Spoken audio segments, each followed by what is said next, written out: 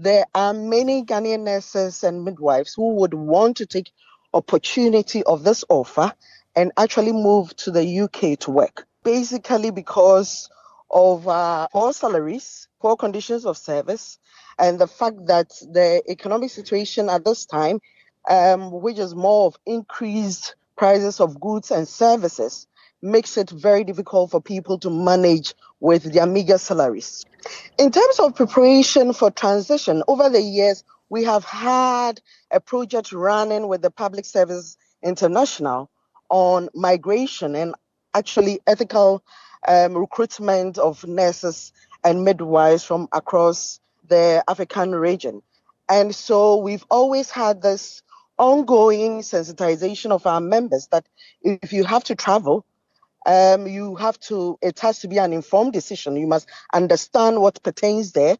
So it's more of education and more of sensitization when it comes to immigration issues. Lots of your members will have qualified wanting to help people within Ghana, and so many qualified nurses leaving may be extremely beneficial to the National Health Service here in the UK, but it could have a big impact on the health provision in Ghana.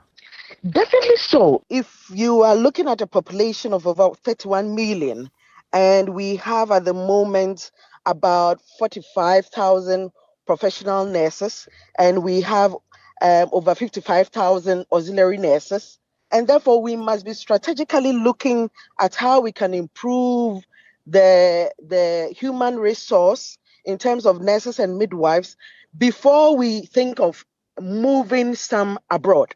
And that is where our difficulty is as an association. We do not stand in the way. We wouldn't want to stand in the way of any nurse or midwife traveling abroad. And the reason is that once they move, it has a great impact on their profession. They are able to learn new skills. They are able to also earn much better than they are doing at home. But at the same time, we understand clearly that so far as we do not have enough of these professional nurses in country, then of course the health services in terms of nursing and midwifery care or nursing and midwifery services that need to be given to the people of Ghana is going to be affected. Because in Ghana, once you move from the capital cities to the district and sub-district levels, you realize that we don't have enough of professionals working there. Most of the nurses working there are more of auxiliaries.